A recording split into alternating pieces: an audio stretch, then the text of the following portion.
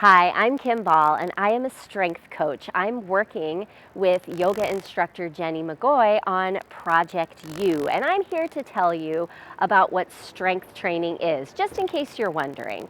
So strength training is movement that stimulates your muscle. And when you're doing that movement, you're encouraging the muscle to grow and get stronger.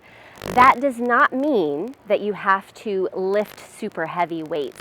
Strength training can encompass an external load, heavier weights, lighter weights, not too light though, and intentional body weight movements. So we're moving through a full range of motion through all of our joints and trying to stimulate all of our muscles. So it can be something that everybody can participate in, and we are going to have that be a part of our Project U experience. So I hope to see you there.